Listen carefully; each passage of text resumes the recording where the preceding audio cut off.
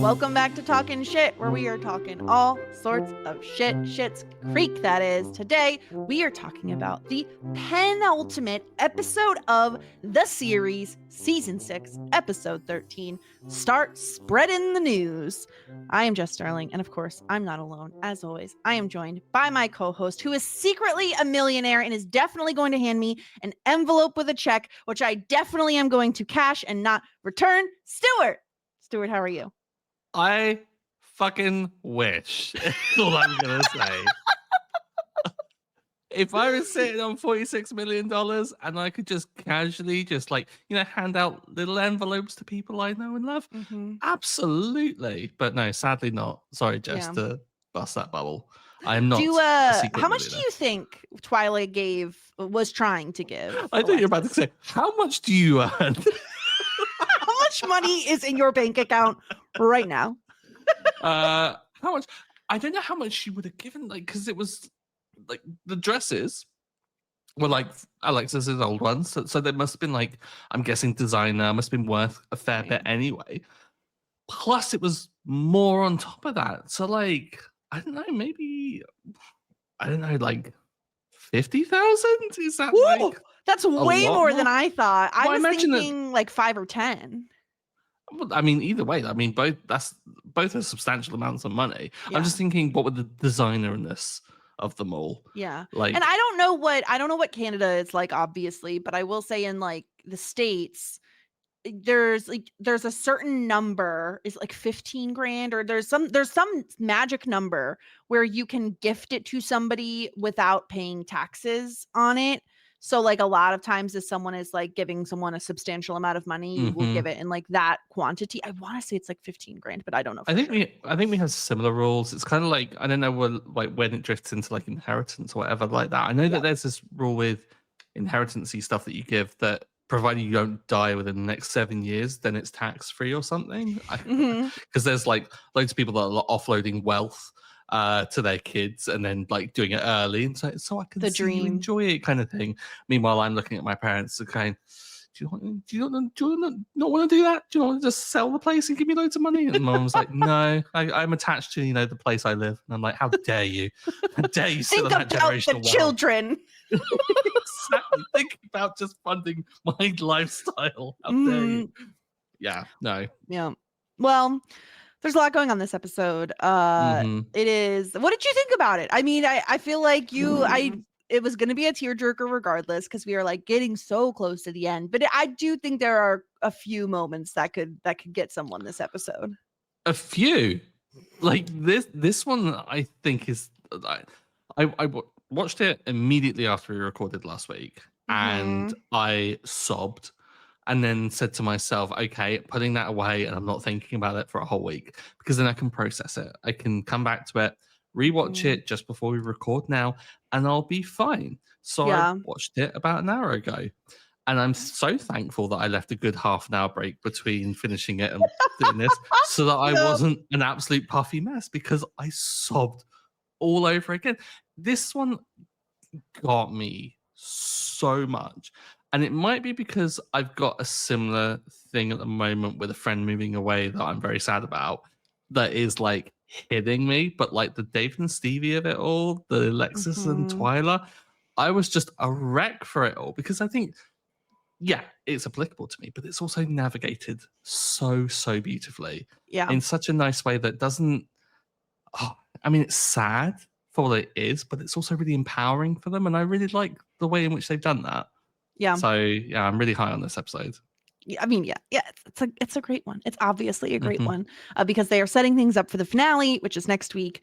And they have a lot of loose ends they kind of have to tie up before they can do the big finale. So there's a lot to get into. Let's recap the episode before the fact that this is the penultimate episode causes me to spiral. Stevie accidentally lets it slip to David that Patrick was trying to buy David a house in Schitt's Creek. And after a heart-to-heart where Stevie questions why David wants to return to New York City at all, David decides he doesn't want to be somewhere Patrick doesn't want to be. And they put in an offer on the Kate Winslet from The Holiday lookalike house. So cute. Stevie is also staying in Schitt's Creek with Roland to help set up the new motels, so at least he will have a friend nearby because the rest of his family is off. Alexis prepares for her new life in New York by offloading some old clothes to Twyla, who lets it slip that she actually won the lottery years ago and won $46 million. And she just does the job at the cafe to make her smile, which, like, girl, whatever floats your boat, Twyla. When Twyla tries to give Alexis some money to jumpstart her new life in New York City, Alexis boldly declines, wanting to do it on her own. And she will be doing it completely alone as Moira gets that diamond tennis bracelet from Tippy and an even bigger offer to appear on the Sunrise Bay reboot. She accepts, and that means her and Johnny will be off to California, where he will help establish Rosebud Motels on the West Coast. Moira has an adorable goodbye to the Jazzagals, and we're all like Ronnie with something stuck in our eyes because the show is almost over, Stuart.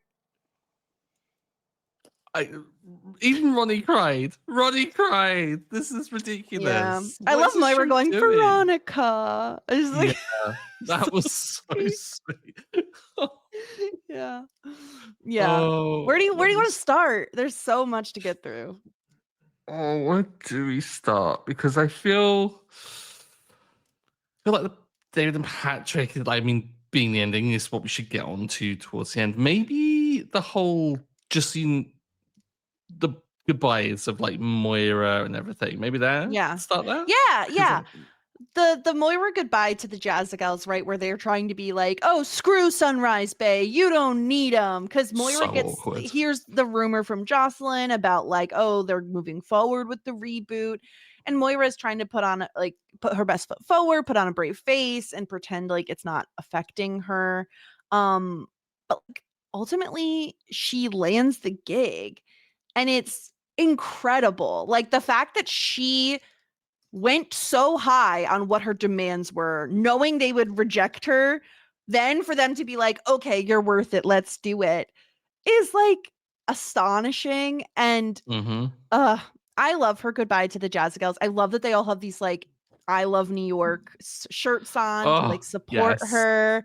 It's so cute. And then the hug, Stuart, I feel like it is such a great example of Moira's journey and Moira's growth that like she initially like rejects the group hug and she's like, no. And then she's like, okay, just one. And they all just come in for a big, it's so sweet. It's so cute. I loved it. It's adorable. I think the whole way in which, obviously, like the dressing up for Moira and like giving her a goodbye. Quite rightly, didn't get her a cake considering she messed up. Was it Grace's the one from the other episode?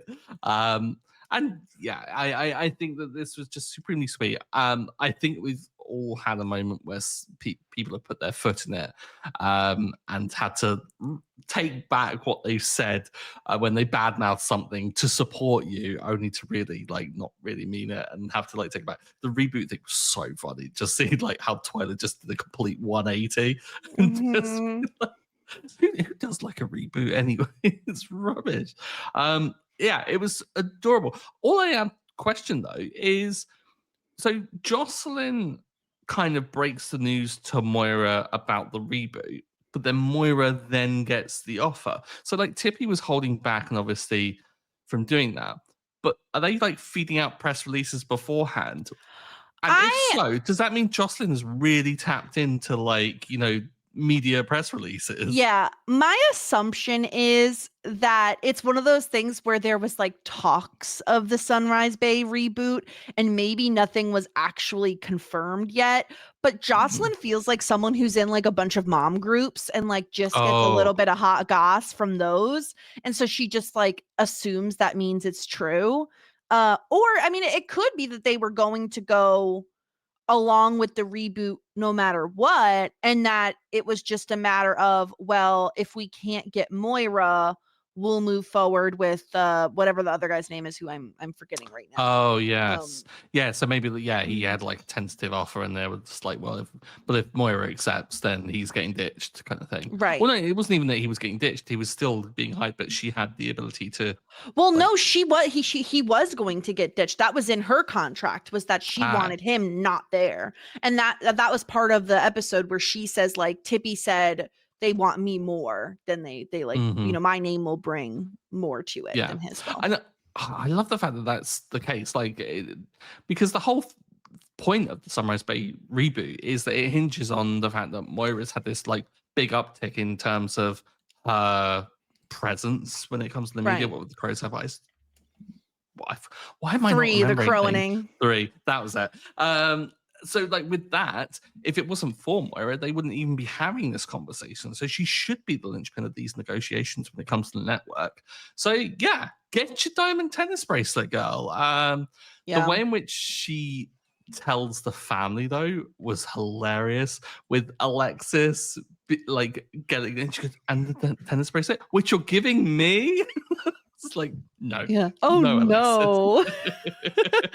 It's really good. And I'm like, I love Johnny's reaction too, where he's like so excited for her. He's like, oh, this is gonna like really like change things. Like, this is gonna be very difficult. And they're like, well, we'll just have to be bi-coastal, like we're a power couple, right? Like, it's, a tricky commute is what he calls it. I adore that Johnny ultimately ends up that, he's going to be in California with Moira, supporting her while still working on his business. I love that for them. I think no matter what, we would see this couple make it work, obviously. But like, I adore that he is able to be like, oh, I made calls and now I'm going to be like setting up shop on the West Coast until your mother's like done with this. Because let's face it, if they're only doing like 12 or 13 episodes in this reboot, it's not forever. It's temporary. It's a few months, and then then they could go wherever. They could go to New York. They could, seemingly move wherever. Yeah, exactly. I mean, the whole point of like Johnny's setting up of everything is that, I mean, they're going to be expanding out into different locations. So whether they start East Coast or West Coast, it really doesn't matter that much. And like you said, it's a completely short period of time. It's like, what, a 13 episode stint that they got greenlit? Yeah, it's not that long. Of course, it'll get multi episodes, right? I mean, this is going to be a success. Yes, obviously, we will be looking at like 6 seasons and a movie. So yeah, it's going to be successful, obviously. Are we thinking it's going to be like this reboot is going to be like The Pit compared to ER, like slightly a bit grittier, maybe a bit more like kind of realistic and not as soapy and kind of like story probably, but ultimately Moira is still on it, so like you're gonna have some sort of campiness with her involved. Oh yeah, but like, is it still gonna be the same character, or are they gonna like just change the name and then just when it comes to the legality of it be like, no, it's definitely a different universe, guys, you can't sue us? I think they have to do the really soapy. Has no claim. I think they have to do the soapy trope of like, how are they bringing her back to life because she died? Like, right? She drowned. She threw up a demon and then like drowned in the toilet or something. Yeah, well, that's why you have writers, right? Exactly. Lean on them. So I love this for Moira. I love it for Johnny. They're off to the West Coast. And they have to break the news to Alexis because she starts the day thinking her entire family is moving to New York with her. She thinks me and David and Patrick are sharing an apartment. So I'm going to offload some of these clothes to Twyla. I think also she just like really values Twyla's friendship. So I think she kind of, this feels like in a very Alexis way to like give someone a gift as well. Seemingly also while like taking some of it back while she's at the diner. But I love this. I love the little conversation they have. And I love Alexis being the one to impart some wisdom in terms of it's nice to have money, and maybe money can't buy you happiness, but it can buy you things that will make you smile occasionally. So like, don't just hoard the money, like get yourself something that you'll enjoy. I love this conversation. And it's so sweet. It really is. And I just, the way in which Alexis brings that kind of like wisdom, and it's not just like treat yourself kind of thing. It's a bit deeper than that. It's just that you can bring yourself the odd little thing, odd little like kind of treat that's going to make you smile, because there is almost this way in which Twyla hasn't told anyone. I imagine a lot of it comes down to the secrecy of the whole situation, right? But I think it also comes down to, well, here's a family who has lost everything, and money clearly doesn't buy you happiness based on all of them there. So, like, maybe it's more of a curse than it's a blessing. I mean, you do find that with lottery winners quite often, is that their lives get ruined by it. Yeah. So, I mean, she's seen how her mother's reacted buying all the snowmobiles, it seems, from all the money that she's gifted her. That's just insane. Of a thing, like a thing to have multiple of, like more than 2, like snowmobiles. Why?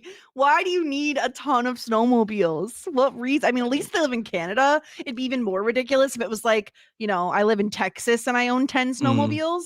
But I we joke that Twyla, Twyla at times seems to like lack a little common sense. She's a little bit like off at times, but the smartest thing Twyla ever did was tell no one that she Oh, won the yeah. lottery. Like, to be able to keep that a secret, and the fact that she goes, well, now that you're leaving, like, let me tell you something. I was like, damn, Twyla, look at you. Still intending to keep it a secret by that virtue, which I really kind of like dig as well, because she's happy. Why does she want to rock the boat? Like, she's got the jazz house, she's got the cafe, which she does seem to enjoy, to the point where Enough she's so going that to buy it. buy it and rename it Twyla's Cafe. No, Twyla's Cafe. No, Twyla's Cafe Tropical. Yes, I love it. I'm picturing her just putting like, keep the sign for Cafe Tropical and just add Twyla's like above it in a different font. The cheapest like inkjet print your own stickers of just her name slapped on the menu over the top left of that logo. Supremely tacky. I love it, because I mean, Twyla's just that kind of like, she'll just get on with stuff. Like, she doesn't need the fancy things. But yeah, I love the fact that their sister tell her to have the odd treat, to buy some things that are going to bring her some enjoyment, because Twyla effing deserves it. Twyla's been That's the thing. a rock throughout this entire series, for Alexis mostly, but like for a lot of like the family. I mean, she's been there to serve them. She's dealt with Johnny's BS, where when she had a like broken ankle, like she's had to put up with a lot of that crap. So like, she does deserve a treat. And I don't know, and in my head canon also, we know now that like Johnny was terrible at like paying his tab, right? Like, she had to like hound him to get him to pay. She makes a joke this episode about the fact of like Alexis occasionally will like forget to pay her tab. In my head canon, times that has happened, Twyla has just like taken care of it with her winnings. Like, she is just like paid for it. Twyla just feels like a very charitable person, in that she isn't looking to like, be frivolous with her money or gloat about, be braggadocious about the amount of money that she has, but that like little things here and there she'll like take care of silently to help people, especially people that she cares about. And it makes perfect sense for her to then want to own the cafe and still work there, because she enjoys it. Like, she enjoys the work. So why wouldn't she want to do that? I love Twyla's entire mentality on all of this. And I love that Alexis refuses the money. Like, it is, imagine us, like, you would never guess Alexis would do something like that in the very first episode of the show. It's just such a huge statement on how her mentality surrounding money has changed.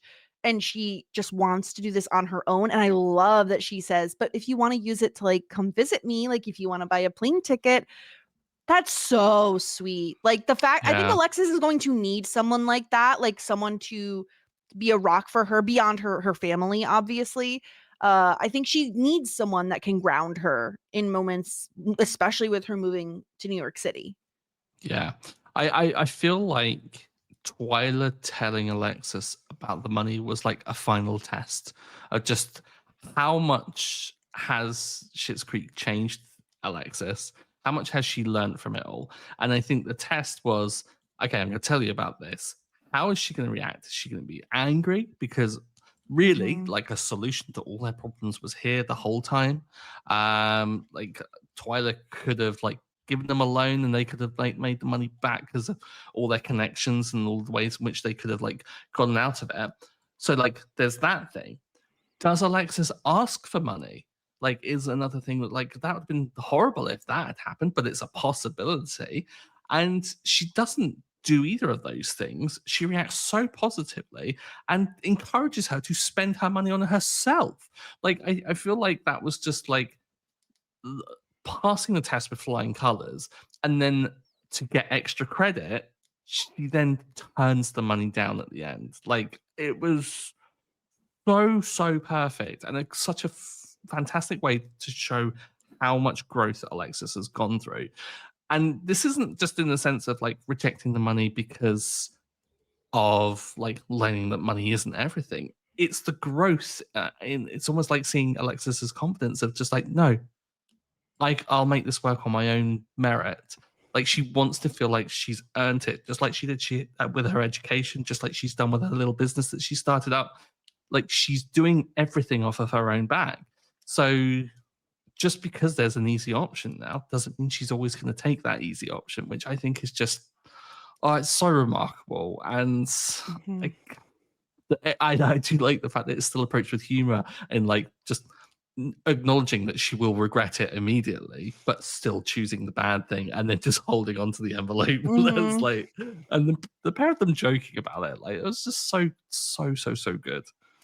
Especially because not only does she turn down the money, but when she finds out that her parents and David are not going to New York with her, that David will be staying in Schitt's Creek, which we'll talk about, and that her parents are going to be in California, it would be so easy for her to say, like when her dad says, oh, so I guess you'll be coming with us, Alexis, to California.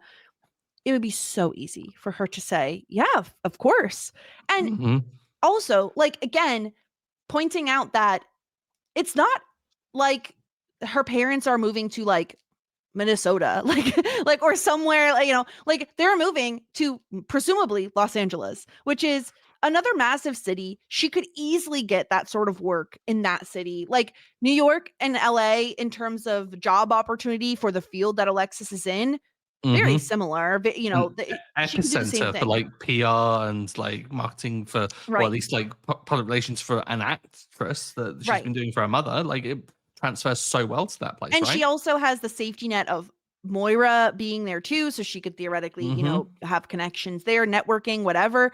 The fact that she still turns it down to forge her own path to like, you know, find her own way in New York is so remarkably admirable. Like she's just showing her independence, and she's always had a little bit of an independent streak. Like we've heard the stories of like the travels that she had, but she always had the safety net of money and connections to back her up. And she doesn't have that now. It's very much sink or swim all on her own back.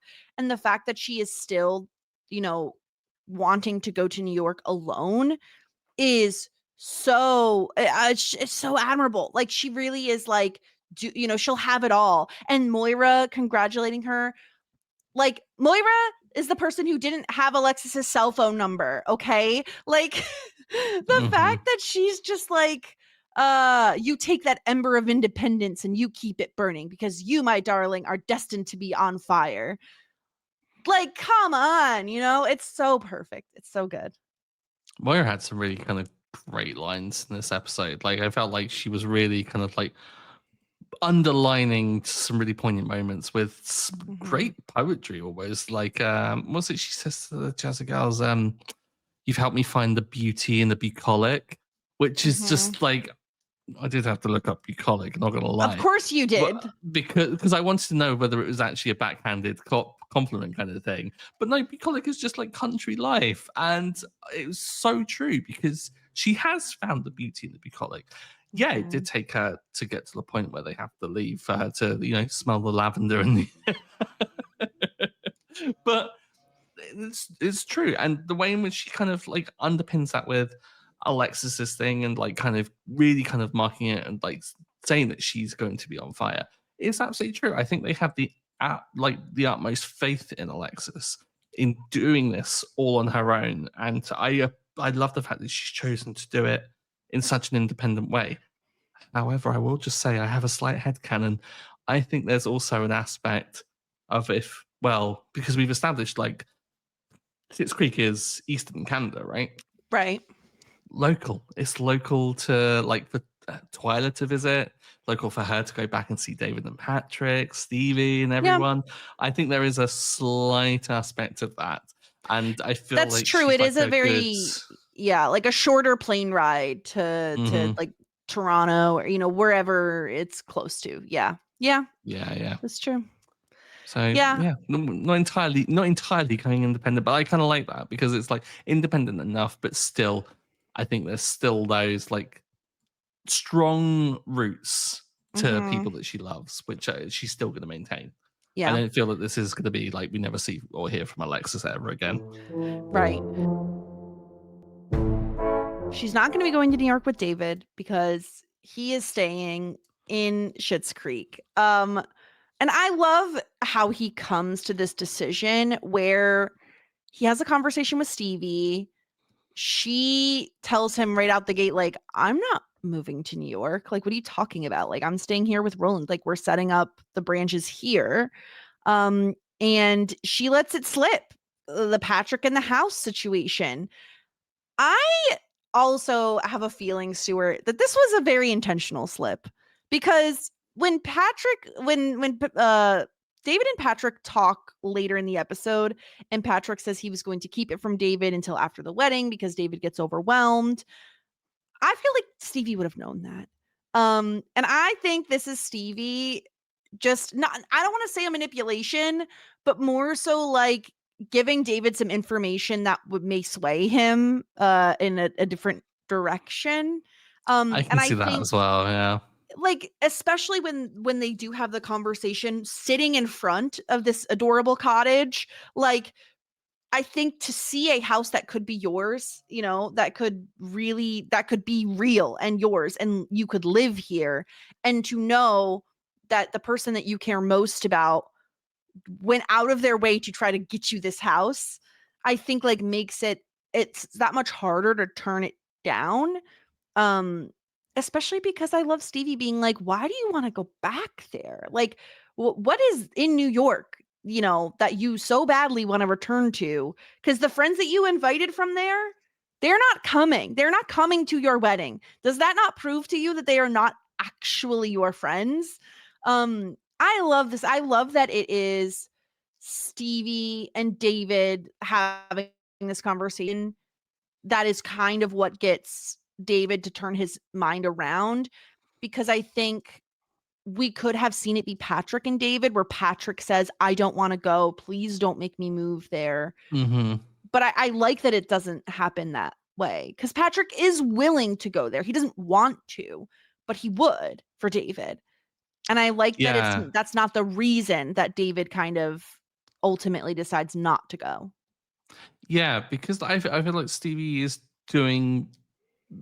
really fulfilling the role of being like best person at this wedding and like kind of being just a great friend. Is just Mhm. taking a bit of a bullet there of awkwardness, whether it be like kind of just gently nudging towards the direction kind of thing of probably having suspect feelings of just like I don't think this is necessarily what he really wants, so I'm gonna kind of expose him to some information that he's going to find out anyway. Can do it by mistake and just prompt that reaction a little quicker because the timing is going to be better because it's not going to go too far down the line. Yeah, I totally subscribe to that kind of headcanon that Stevie is pulling a couple of strings here and there, like kind of doing that. And I think Mhm. doing so in such a virtuous way because, like, had Stevie not, I think this could have been one of those situations that boils over and gets to a breaking point and then becomes a bit difficult to navigate. Whereas now it's like you're making the decision at the point at which you can make a decision. And yeah, it's tough. But it doesn't, I mean, it kind of goes against a couple of people's expectations. But as we've seen in the episode, that's happening left and right. What with Moira's changing plans, what with I mean, even like David finding out that Stevie isn't necessarily leaving, like that. Mm-hmm. A lot of these things changes a lot of people's perceptions, and I think all of it combined just forces people to kind of reconcile what it is they truly want. Because I think that a lot of it is David's thinking that, well, everyone's leaving, so we must do the same kind of thing. We can't be left behind. And so, yeah, I think that it was a great way of doing it. I was really worried when it did happen, but I was also a little, I don't know. I kind of wish there was a little more Patrick involved in it. But Yeah. I don't know if I can have that fixed without it being a bad thing, because I think had Patrick been involved, I think it would be that awkward conversation that you mentioned. Yeah, I think that's where I land too. Like, of course I always want more Patrick. But I like that it's more like passive, or it's more that we find out that Patrick has done something so lovely in wanting to buy this house for him and David behind the scenes. And that when they do ultimately have the conversation between David and Patrick, that Patrick doesn't want to live in New York City, but he understands why David does. And he understands like the good for the business, right? Like he does understand it. I like that he points out it's just hard to want to live in a place you've never even visited. Like, it's really hard Hmm. to even picture your life there. It is so vastly different from Schitt's Creek that it's difficult to imagine his life there. And it takes Stevie saying, David, you have nothing to prove to anyone. Like, and even if you did want to prove it to those old friends of yours, number one, they're not your friends. Number two, you've won. Look at this house. Like, look at your soon to be husband. Like, look at the relationships you've built with your family. Like, you have won. You don't have to prove anything to those people. Why are you trying to blow that up just to prove something to someone when Hmm. realistically it's just going to cause a strain both on the business, on your relationship, like all of those things. And I'm usually not one for the move Patrick makes here, where he buys or he's at least attempting to buy a house without really having a discussion with his partner. That is a bold and dangerous move, in my opinion. I guess it helps that he didn't actually necessarily go through with it, right? Like he just went up to them and was like, "Hey, if you ever want to sell, like let me know." So Hmm. maybe he would have eventually I feel had like the it wasn't conversation. pushing it too much. Like it kind of just found out all the parameters, and didn't go ahead and like actually buy Yeah. the place. Yeah, yeah. How do you actually put like pen to paper? I think that would have been like, oh, That's bit because that's much. like it happens in the office. Like Jim does that for Pam with his parents' old house. And like that always was like, this is a step you've already bought the thing. Like you're Hmm. really taking a risk here on the person liking it and like Is there a appreciating your break clause vision. in that contract? Yes, Like, seriously. But yeah, the fact that Patrick doesn't actually like you said, sign any contracts or anything like that, I think it all ultimately works out. I love the way David tells Patrick that he does want to stay is by blindfolding him and bringing him to the house. Um, I love this whole thing, and I think David and Patrick need something more key, like low key. Like, and I think the thing is, if Alexis is going to live in the city, go visit. Like, you can, you have a reason to go to New York City now, and it's to visit your sister. And like, if you eventually do want to set up a branch or franchise or whatever, and set something up in New York, you can. But it doesn't mean you need to uproot your entire life to follow someone else, because that's what you would be doing instead of establishing something of your own. And while I think Patrick would move to New York City if push came to shove, I don't think he would be happy there. And I think that would really cause a strain. So I was very happy to see David turn this down. And for the reason he turns it down it's his own decision, but it's pushed along by Stevie mhm. rather than Patrick, which I just think is like a very interesting swerve, and where I think most shows it would have been Patrick. Yeah, yeah, and it would have been so much messier, and I'm glad of it not being messy. Like I said, the only reason I kind of wish that Patrick was a little bit more involved is because I don't know, it felt like initially Patrick felt very passive in the whole situation, but then again, it's a great way of showing that Patrick really does just love David. and will endure something that he's not sure about. And I think that's a good way of, like, Patrick's not necessarily against going to New York. It's just, well, it's an unknown. I've not even been there. Like, I don't know if I want to live there, but would do it for David. And so that was very sweet, but just felt very passive for me because I was just like, this is Patrick. I mean, he goes out and knocks on people's doors and asks them to sell their home if they're willing. Like, that's bold. Like, imagine having the brass to do that. But the way in which, I mean, the gesture of it, it's like, because David has expressed interest in the place so much and like to go out and actually do that is so incredibly sweet. And the way in which Stevie acknowledges when David is like, who does that? And just goes, good people. Like, that's why we don't understand it. I was like, so never related more to Stevie in my life, because it's like sometimes I am just in awe of people that do really not thankless, like he's gonna get thanked for it, but like, really sweet gestures like that. Like, people, sometimes people can be really lovely with things, and that kind of just warms your heart a little bit. And Patrick's one of those people that just does it, I think, out of his nature. It's just his nature to be a very sweet, giving, and like loving person. Yeah. Which probably explains why he's attracted to someone like David, because opposites attract. So maybe there's an can relate as the David. Can relate.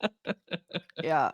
But I don't know. I just, that whole acknowledgement was just adorable as well. And I love the fact that it isn't, again, like we talk about lesser shows. I think in other shows there would be like a weird hostile dynamic between Stevie and Patrick over claim of David, and we've never had that. We've always had this almost like Stevie championing the two of them because Stevie wants David's happiness, and also I think Stevie just likes Patrick, like shockingly, which is always a great thing to have. Like, I never come away from any of these relationships in the show and be like, ugh, that's a bit icky, I don't like that vibe. Very rarely. I mean, like, when's the last time Mutt related? Like, that's a long time ago now. It's just so supremely sweet. And to have Dan Levy, just, you see the tears swelling the whole way through. He even does a single tear at one point. Like, fuck off. Like, it's just outrageous. I love like the idea that you watched this episode twice and both times you ended up like sobbing about it.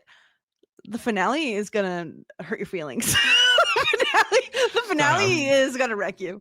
You won't really be able to recover. You're gonna have to like give yourself even more recovery time. Well, this is the thing. It's like, do I watch it immediately? I mean, I've already acknowledged you're going to some people today.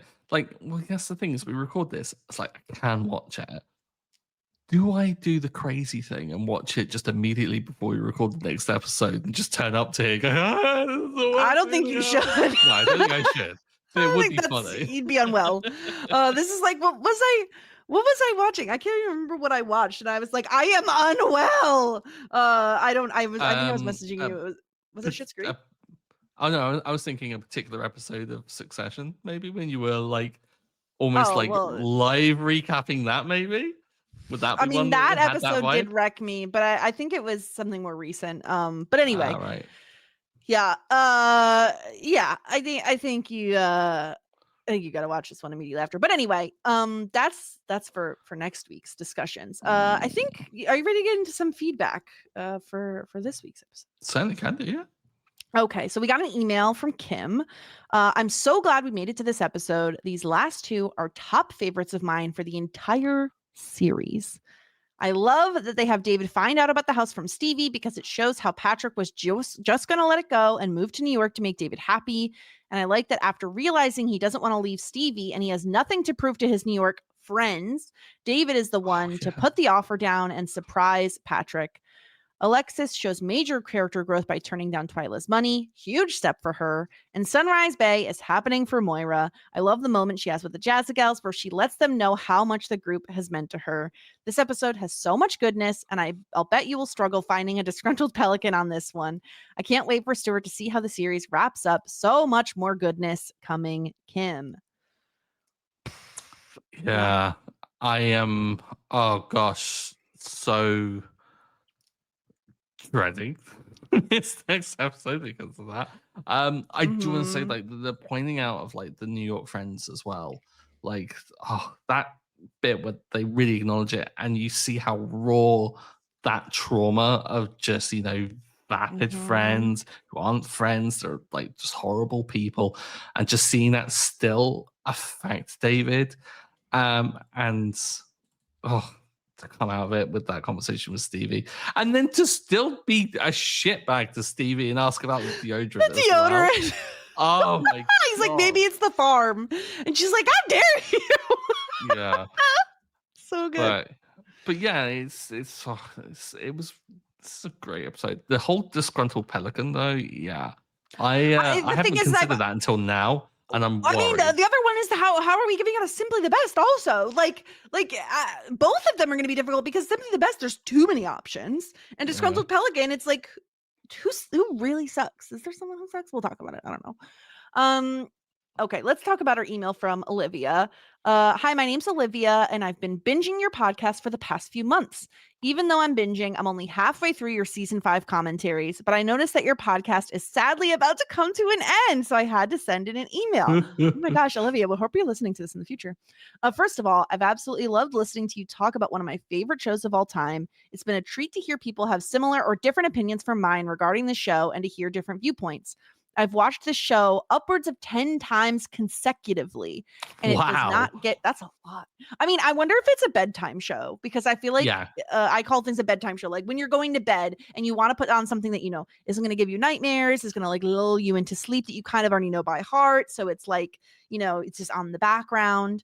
You just drift off and have dreams of Bob jogs and Patrick in blue shirts, exactly. It has top tier jokes, punchlines, and running gags, all while being so full of heart and keeping a clear direction throughout its 6-season run. I'm an avid sitcom watcher, and Schitt's Creek has some of the best character writing I've ever seen in a comedy show. When I'm finished with this podcast, I'll be hopping over to Jess's Community episode on pilot season, one of my other favorite shows. If you two decide to tackle another comedy after you tackle the Cones, of course. I know Parks and Rec is high on the list, but I personally recommend The Good Place. It's an even quicker watch than Schitt's Creek and my favorite show of all time, even above our beloved Schitt's Creek. Hard to compare the two because they're so phenomenal in their own right, but The Good Place takes the cake for me. Stuart, have you seen The Good Place? I have. Shout out to a show like The Good Place that stuck the landing. Knew when to end it. Yeah, they knew when to come to a close. Knew when to end it, and also had one of I don't know, just the best endings. So great show. The Good Place feels like a show where it's like, is there a single person who does not know the end of season 1 twist? Like, is there a single person out there who actually is somehow unspoiled by that? Because that would be astonishing to me personally. See, what's great is there's a video of them being I think it's yes, Arnie, Chidi, and it's what's the other guy's name? The one that Tani marries. Jason. Jason, yes. And they're being told about the twist. Yes. It's so good. So good, yeah. Yeah, it's so funny. Truly, it is one of the better sitcoms in terms of, in my opinion, of weaving comedy and drama. I think it really it excels at that. Yeah. Truly amazing job on the podcast. You two and your guests have brought me so much levity. I almost read that as levy. I can't even help it. When I really needed it. Best wishes and warmest regards, Olivia. Well, Olivia, in the future, we hope you've enjoyed the rest of the ride. And I don't know how long it'll be until you get to this place, but we'll definitely have an announcement on what we're doing next. And I'm so happy you also love Community, because Josh Wiggler and I covered it all on Community Building. If you want to listen to that, I don't know if you have, but if you haven't, go listen to that, because he had never seen Community. And that was a really, really fun time for me, because I adore the show Community. So yeah, go check that out as well. Yeah, definitely. Oh my gosh. Okay. Let's get into the tough stuff. We have some ratings we have to do, and I truly don't know how we're going to do it. Do we have to? Do we have to do this? Well, It's our podcast. Why are we setting just these don't give arbitrary out rules any where we have to points. rank people? It's reductive, Jess. Why do we have to do this? I don't even know how to do this because, like, No. when it comes to the simply the best, I honestly could give you arguments for so many people. Like I mean, Stevie for having the conversations with David and like making him see the light of like New York City, David for coming around on the whole thing and staying in Schitt's Creek, Patrick for the whole house thing, like Moira for getting this like dream job and knowing her worth, Johnny for making the sacrifice to go to the West Coast and set up shop there rather than New York City, Alexis for being just like bold and adventurous and independent, and Twyla for winning a buttload of money and not telling a single soul. Like, there's so many people you could give it to that I am truly at a loss. It feels like a slight to not give it, you know what I mean? Like, it just like to give it to one and then not give it to someone else just feels like it. I don't know. I don't know what to do. I don't know what to do. Like, it's so hard. Can we? If we give out multiples, I think it reduces the whole like being top, winning points kind of thing. Yeah. So bold idea here, and I haven't pitched this to you before, so like feel free to Okay. reject this live on the pod. How about we give out a 3-pointer, a 2-pointer, and a 1-pointer for the MVPs? Yes. I love that. I think we have to. I think that like this is a very special case scenario where we are nearly at the end of this, and like we've never done this, but I do think, and I think we're gonna have to do this next week too. I'm just saying it right now. I just think there are like too many good character moments for too many of the characters to like. Yeah. It's unfair to then not. Okay, so simply the best. We're gonna have a 3-pointer, a 2-pointer, and a 1-pointer. So how do you want to start? Do you want to start low to high, high to Seeing you low? frantically editing our document of how you're going to log me out of it is hilarious. Listen, I have a document and I will update the document. I have a spreadsheet and I will update the spreadsheet. Okay, I think we should go bottom up because it's more exciting that way. Keep the reveal that way. Yeah. So we need to think about it up front of who we're giving the top one to, so you don't kind of those ones. This is so tough. Why have we done this to ourselves? No, I think okay. Let me think about this because I think I know who I'm going to. I think I know who I'm giving the 3 points to. Okay. And then the 2 points. I know who I want one person to get points. I just don't know if I want them to get 2 or 1 is my problem. And then the last one. See, even reducing it to just 3 people. Like, there's so many of them. No. Okay. All right. I feel like let's do that. I'm gonna go with my gut. I've done it. I've written it down. Oh my. Okay. All right. Okay. All right. I think I've written mine down. I don't know if I'm solid on it, but here we go. Okay. I'll reveal my 1 point first. And like I will say there is a bit of I'm trying to think of what the term is for it. There's a little bit of like a legacy situation here where I feel like throughout the series this person hasn't necessarily gotten a ton of points because there's just so many incredible characters and people that get more meaningful storylines. But for the legacy of it all, I'm giving Twyla my 1 point. I think Twyla's a fantastic character. I love her friendship with Alexis, her generosity in trying to give Alexis money and imparting this wisdom on her and being a really good friend and honestly keeping her mouth shut about $46 million throughout the entire series is incredible. And I think for that reason, she deserves at least 1 point. And so I am going to give her that 1 point. Same. Yeah! I completely agree. I said Twyla. Again, I don't think that she's like deserving of like top tier points, but like this is absolutely repaying Twyla for all the times that we've overlooked her because she only has small moments in the show, and is so often overlooked while delivering some of the funniest lines, like and just being just an absolute sweetheart. And like you said, keeping stum about $46 million. I would scream from the rooftops if I'd won a scratch card and won like a $10. Like I Yeah, would be yeah. like, tell everyone. I'm a winner, $60 baby. million. Yeah. I will say, eat the rich, except for Twyla. Twyla gets the Yes. pass. Yeah. Yeah. I totally agree. Even though Good for she is Twyla. hoarding wealth and she really should reinvest it into her I think she community a bit secretly is. better. Again, my headcanon is that she is secretly very charitable.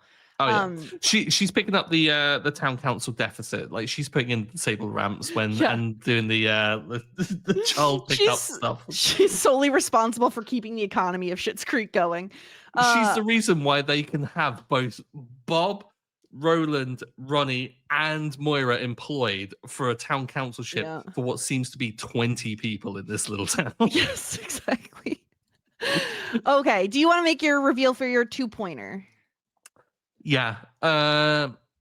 Middle of the road, safe, dependable, as always. I gotta give it to Stevie. Without Stevie, the whole David and Patrick thing doesn't happen. It goes into like such a more complex and difficult conversation. I feel like she's not fully deserving of the full 3 because the ponytail and the tucked in shirt was just an absolute betrayal of her roots. I don't care. I really hated it. I did not like it at all. I was like, Stevie, what are you doing? Stop it. Take your hair down. I was like, David, rightfully shame her for that. But no, Stevie, again, like similar to Twyla, I feel like Stevie is often overlooked. I feel like we need to give her her flowers whenever she's deserving of them. She hasn't quite had the season that she has had previously, but she's still been there. She's still such an important character, and that there is so much support that she gives David. And seeing the way in which their friendship has blossomed and the way in which she's always there for David, and they are still just the most awful people together in the most loving way. I have to give it to Stevie, I think. This is so tough because I will say, like, I had 3 people battling for my 2 points. I felt like for 3 points, I was like, I feel like there's one person who kind of stands a bit above the rest. But for the 2 points, 3 different people I think were battling for it, and Stevie was one of them. I'm still waffling, and I think make a decision. I know. I think ultimately I am gonna go with David. And Stevie was one of my options. I respect all of your opinions on, like, she makes this happen in a way, like she is the catalyst for David deciding to stay in Schitt's Creek. But I also want to reward David for, like, the journey that he's taken to get here, where he doesn't care what his old New York friends think anymore, where, like, and also just, like, he has to tell his family he's not going with them, right? Like, he has to tell his sister, I'm not moving in with you. I have to make this decision. And to, like, again, he's not the most selfless character. And so for him to realize, like, even though Patrick would move with me, I don't want him to have to do that because he doesn't want to do that. And, like, putting someone else before himself, like, is, like, kind of new for David, right? Like, I want to reward it because I know it's difficult for him. And I think it'd be very easy for him to return to New York where he fits in a little bit better, right? Like, there's a little bit more culture, right? Like, I think he enjoys that life. I don't think he doesn't enjoy life in Schitt's Creek. I just think he misses the hustle and bustle of New York City. So it couldn't be me. But I do want to reward David because I think what he does is very selfless, and I don't think we get to see that a ton from David. That's great. No, I like that. Spoilers, my 3 points is not for David. I didn't think so because I think we're matching here. Yeah. But I'm going to use this opportunity to say that one pizza, what is this? Les Mis? Funniest line of the whole episode. The fact that you then see him take 3 slices when I come from a family of 4, like, I know that if you get a pizza pie, it's 8 slices. So each person gets 2. And David took 3, and I adore him for it. Yeah. So funny. What is this Les Mis? It's so good. It's so good. And I get the reference now because I've seen Les Mis. Yeah. So good. Unbelievable. So yeah, 3 points. Who go first? I mean, I think should we say it on 3? yes. Okay. 1, 2, 3. Alexis. Yeah. Yeah. She Okay, had fine. to. The thing is like I feel like while if we're looking at what all these characters are doing, maybe David jumps over one hurdle in like the being selfless for Patrick sort of a thing. Stevie jumps over one hurdle of like getting David to see clearly that he belongs here, not New York. Alexis is both, selfless when it comes to Twyla and the money, selfless when giving the dresses to Twyla, and then bold and independent in choosing to move to New York when the rest of her family has now said, we are not going to New York. Like, she knocks down every single barrier that is put up in front of her this episode. And I just don't know how it really could go to anyone else. The 3 points, I mean, she's so deserving of it. Yeah, I completely agree. Much like with Stevie, I feel like Alexis had maybe more focus last season as well. Like, I feel like this season has obviously been there's been some funny episodes. Like, she's been the butt of jokes, what with the whole like kind of rebound situation and post breakup with Ted stuff. But I feel like this episode really was a celebration of Alexis and the amount of growth she's had, and really giving us a chance to reflect and acknowledge how far she's come. Yeah, like it's so stupid to be proud of a fictional character, but I'm genuinely so proud of Alexis. It's just, yeah, I feel like of all characters, she's absolutely deserving of them this week. Yeah. As for the disgruntled pelican, here's the thing. Roland wasn't in it. He was in it. He stole the cinnamon buns from the motel. I've got my out. But here's the thing. So because I agree, like, he's there, he steals the cinnamon buns, he's like gonna bring them back to the dealership to get a better deal on like the truck or something. I forgot about that. Yeah. But like, I don't know. I think I would put forward a motion to not have a disgruntled. If we're going to give out 6 points apiece this episode, I don't necessarily think we should be negating anyone when like there is no one that I think deserves it. Even Roland, who steals the cinnamon buns. I'm like, really? That's not enough for me to be like, everyone steals the cinnamon buns. Has a guest ever had a cinnamon bun? Probably not. No, even the whole Rose family stole them when they first and we didn't penalize them. Yeah, the only thing I would say about the whole like Roland situation is buying a new car, and like that I was a bit like kind of worried about, because it's the same mindset I've had with Johnny and Mario. I'm like, you're setting up a business and you're getting investment for the business. You're not suddenly bajillionaires. Like, calm it down a little bit. Had it not been for Moira's like diamond tennis bracelet and huge windfall of getting this big like TV gig, I'd be like, calm it down, Johnny, a little bit. Like, you can't just casually jaunt over to the other coast of the country on a whim. Like, plan this shit out. So that was a bit thing. But yeah, I can totally go with not giving, especially because he was just test driving the truck. Like, he didn't actually buy it. I think there's a difference between being like, I want to go test drive a new car, and like actually putting pen to paper and buying the thing. So I can like headcanon that they didn't buy the truck. They just, I guess we'll see next episode. Also, I mean, like the ingenuity of taking cinnamon buns back to a dealership in the hope of getting a sunroof out of it. Good business. Roland is learning.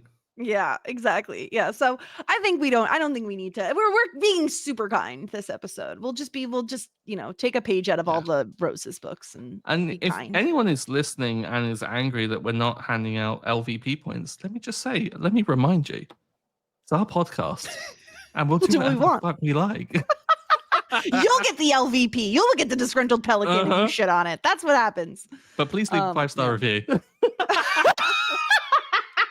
Please do. Okay, let's tier rank this episode because we are getting so close to the end. We have 2 episodes left to tier rank. So start spreading the news. I mean, God, talk about the warm and fuzzies. Like all of them, every single warm and fuzzy. It is like, here you go, silver platter, warm and fuzzies. But where? Because I think we're both going to be like hot shit for sure. It's hot shit. It's hot shit. Yeah. It has. This is the most supreme warm and fuzzies. Also the sads as well, like that emerging fourth circle is certainly there as well. We have major plot points because we do get like real things that are happening, like real substantive changes in people's lives. So I feel like we get a huge amount of plot, and we also have banger funny lines. Like the emergence that Twyla is a millionaire is hilarious. Like the fact that they have, like, maybe it's a thing they've thrown in at the last minute because they're like, we can and we can get this joke in, and it really doesn't affect the canon of the show. But also, if you twist it around and be like, no, they've planned this the whole time, I love it. Like, I love it either way. And yeah, well, this is one pizza, Les Mis. Like that alone, hot shit. Like top of the list for me, I think. I think this is the best episode so far. I think like I could quibble that there are funnier episodes, but like in terms of the warm fuzzies and the feeling and the heart in this episode, it's really hard to deny it. It's hard to say that any other episode is more deserving of a spot at the top. So yeah, I'm in full agreement. Let's put it at the top of hot shit. That brings us up to 6 episodes in the hot shit tier. 2 in full bouquet and 5 in love that journey for me. And I know we started off a little low, right? Like the first 4 episodes are in love that journey for me, which is just the average placement. But we have been like really top tier the last few episodes, and I'm really, really excited for you to get to see the finale. So it's gonna be so good. I'm really worried. I mean, this is really ending a dynamic between our friendship here, Jess. Like you've been holding this over me that you know what happens and I don't know what happens, and I've got to keep it a secret. YouTube is going to be free and open for me to search whatever the hell I like to do with the show. I can't wait for that.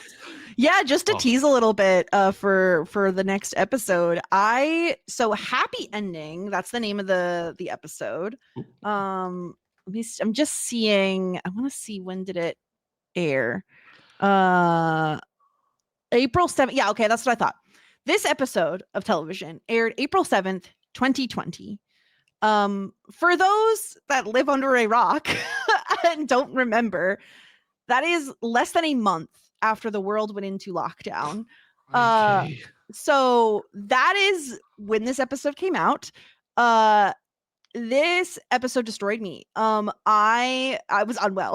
Like I am notoriously a person who generally does not cry at TV. It's really, really rare for a show to hit me in a way that brings tears to my eyes. I was a mess this episode for multiple reasons. One being that the world was in crisis and my mental health was really bad. But it was also the end of just like a show that brought me so much joy. And it is one of the best finales of a series finales I've seen. I think like it is up there for me. Like there are certain shows that I think hit that like Mount Rushmore status of best endings of all time, and this is one of them. It is so well done. It is so full of heart. It is so funny. I cannot wait for you to see this episode. It's so good. I will shortly be diving in, and it'll be over.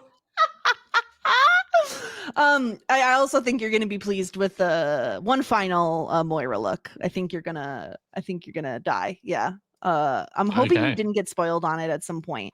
You may have, but I don't know.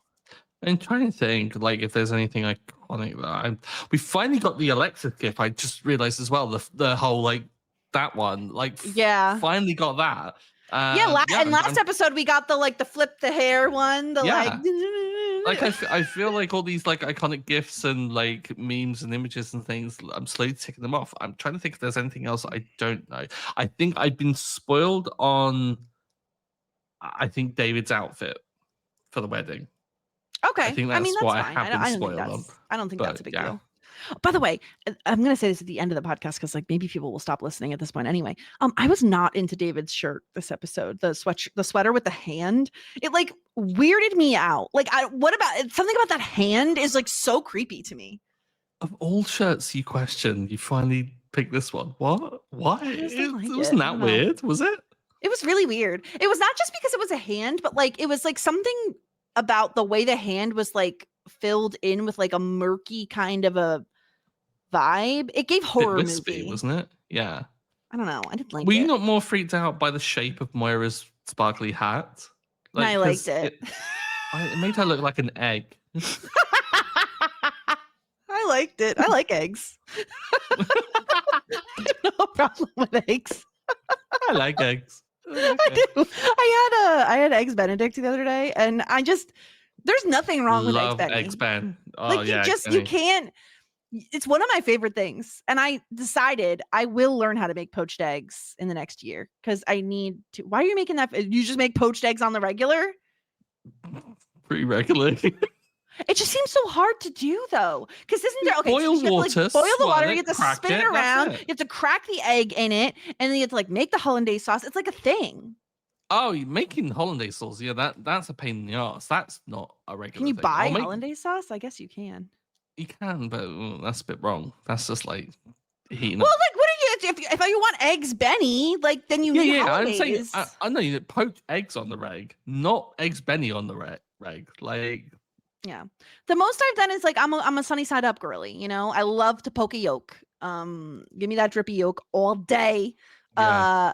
But anyway, eggs Benny is the best. I don't know how we got here. Next week will be happy ending. Then we're gonna do the special. So we'll cover that, and then we'll come back for our series wrap up. So now's the time. If you have final words you'd like to give us, now's the time to start sending your emails in. Now's the time to send us in a voicemail. Do whatever. Leave us a 5-star review. Do whatever you want. Talkingschitt.com. You know all the places. And yeah, and then we're gonna announce what we're up to next. Yeah. Also. I mean, slight thing to kind of like build up a smidge of hype and stuff. There might even be an appearance, just a brief one of a cast member from the show. So look out for that. I'll probably play it next week. Can't wait. I previewed it today and was on the floor laughing because of the absurdity of it. So yeah, you see how that goes. But yeah, like feedback. Like, given we've only got a short period of time together, people, I want to hear everyone's thoughts. So yeah, please do send it in, and we love it. Like, it honestly brightens up our day whenever we get anything through. Really does. Yeah. Okay. Well, I don't know. I think that's about it. I think that's all we have. I'm gonna go watch it. So that he can go watch the final episode and die sobbing. It's gonna break you. I'm not even trying to like sugarcoat it. You will be a mess. Like, you can't watch this episode and then have plans like 15 minutes later.